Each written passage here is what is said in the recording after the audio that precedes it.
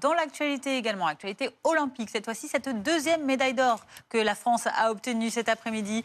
Elle nous vient du VTT de Pauline Ferrand-Prévot qui a décroché son premier titre olympique enfin dans une course qu'elle a largement dominée du début à la fin. C'est la 5e médaille donc pour l'équipe de France depuis hier. Regardez la réaction de Amélie Oudéa-Castéra. Bonjour, vous êtes la ministre des Missionnaires des Sports. Vous avez tweeté d'ailleurs vous-même sur cette victoire. On va voir ce petit message que vous avez adressé. La délivrance, l'or olympique, haut la main pour Pauline Ferrand-Prévot. Enfin, un titre à la hauteur de son immense palmarès avec une pensée émue.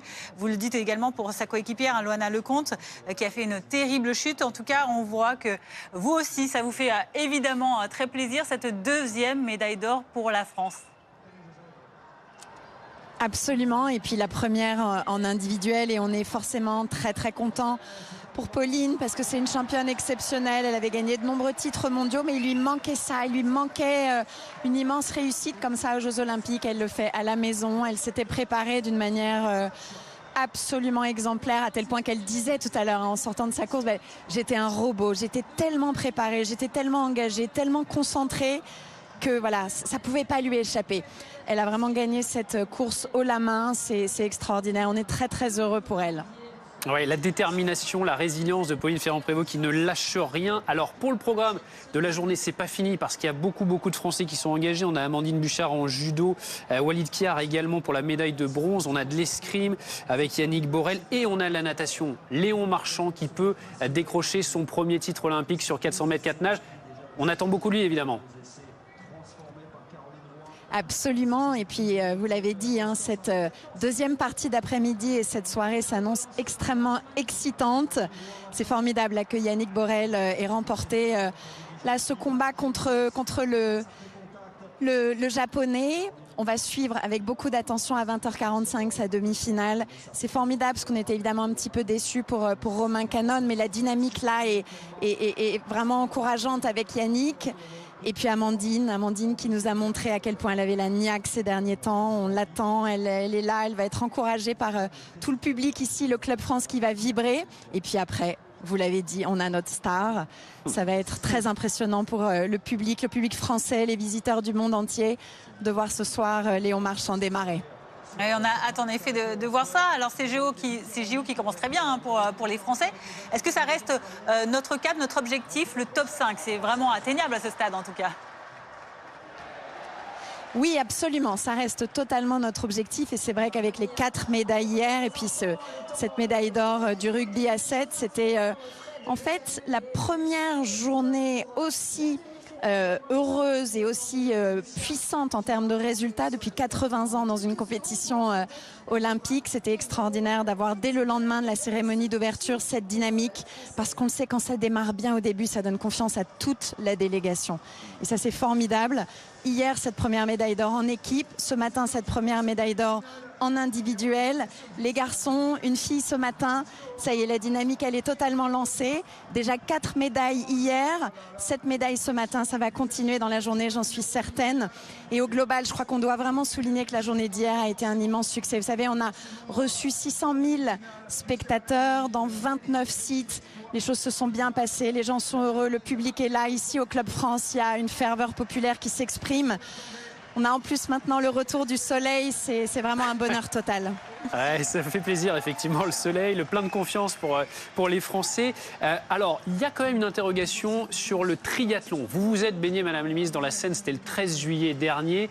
Le premier entraînement pour le triathlon dans la Seine a été annulé ce matin en raison de la qualité de l'eau. Est-ce que ça vous inquiète pour la tenue de cette épreuve ?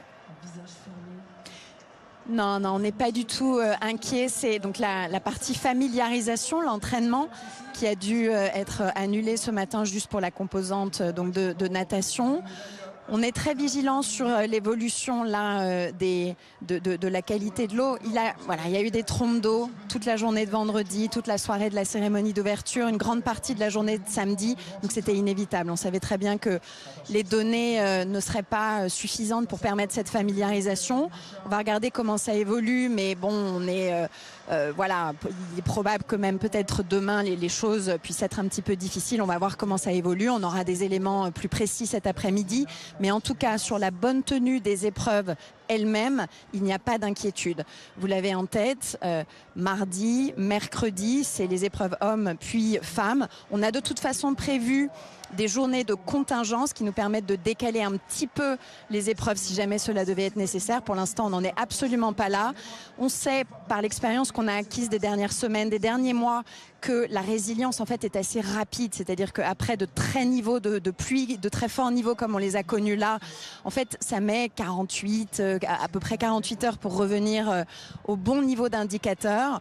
Donc confiance, on a un dialogue qui est extrêmement fluide avec les fédérations internationales. Le comité d'organisation de Paris 2024, Météo France, on est tous très alignés, très coordonnés et vraiment pas d'inquiétude pour la suite. La confiance donc pour le triathlon. On voudrait aussi revenir avec vous, Madame la Ministre, sur cette cérémonie d'ouverture qui a été très commentée dans tous les termes, dans la majorité avec des superlatifs. Il y a aussi eu évidemment des critiques. Qu'est-ce que vous pensez, vous, de certains commentaires ? Écoutez, c'est inévitable. Il y a forcément des gens qui expriment un petit peu leur ressenti sur tel ou tel aspect. Moi, je trouve ça plutôt tout à fait normal. Thomas Joly, Thierry Reboul, le comité d'organisation de Paris 2024 a pu faire la pédagogie sur les quelques points qui avaient pu un petit peu faire réagir. Ils ont expliqué quel avait été leur état d'esprit, leur démarche. Voilà, je pense qu'au global, ce que le monde entier retient, c'est cette image de grâce, cette image de très grande audace, un esthétisme formidable, notamment sur tout ce final. Et je crois qu'au global, l'image qui a été donnée de notre pays, elle est géniale parce qu'elle est profondément inclusive. Elle est à la fois un hommage à notre histoire, mais aussi à notre modernité. Je crois que les Français ont été vraiment extrêmement fiers de cette cérémonie d'ouverture. Madame la Ministre, concernant l'attaque massive contre la SNCF avec les actes de sabotage, un mail de revendication a été envoyé à plusieurs médias. Il est aujourd'hui relayé par les services de police. La police qui établit clairement un lien entre les Jeux Olympiques et le sabotage. Est-ce que vous en savez plus sur les auteurs et est-ce que vous avez des inquiétudes sur d'autres actes qui viseraient les JO ? Écoutez, non, les éléments d'analyse se poursuivent. On va évidemment aller au bout de la compréhension des responsabilités, de l'enchaînement, de la causalité. Mais voilà, moi je retiens qu'il y a eu une formidable réactivité, agilité de toutes les équipes de la SNCF que je veux vraiment saluer, les cheminots, tout le monde a été formidablement au travail pour réparer ça de manière plus rapide qu'on ne le pensait possible au départ. Tout sera rétabli entièrement pour demain matin, mais voilà, c'est formidable d'en être là aujourd'hui. Et puis pour le reste, moi je veux vraiment rappeler, on avait des préventions, des inquiétudes qui nous étaient relayées sur la cérémonie d'ouverture. Tout ça a pu être sécurisé d'une manière exemplaire. La gestion des flux a également été au rendez-vous, donc en équipe, très coordonnée, très préparée, en ayant anticipé tous les scénarios de crise, en étant en alerte sur tout ça. On est en train de faire la preuve de notre professionnalisme, de la qualité de notre préparation, et c'est ça qu'il faut retenir, aller de l'avant et continuer. On va être prêt à toutes les éventualités. Il y aura peut-être d'autres difficultés chemin faisant, mais on les a toujours surmontées. On continuera à le faire. Et encore une fois, là, ce qu'on sent, c'est une ferveur populaire. C'est vraiment ces spectateurs qui sont là, qui sont profondément heureux, des audiences records sur les télévisions, un spectacle de toute beauté, des sites qui sont iconiques, et encore une fois, cette cérémonie d'ouverture qui a projeté une image absolument exceptionnelle de notre pays dans le monde entier. On a vu toutes les unes de presse internationale. Les superlatifs qui ont été utilisés, c'est extraordinairement valorisant. Merci. Pour notre pays et va continuer d'améliorer son attractivité pour l'avenir. Donc tout ça est pour l'instant une formidable réussite. Il faut continuer en restant extrêmement concentrés tous. Merci. Mais on est en train de tenir toutes nos promesses. Merci en tout cas, Amélie Oudéa-Castéra, ministre démissionnaire des Sports et des Jeux Olympiques et Paralympiques, pour le temps que vous nous avez accordé.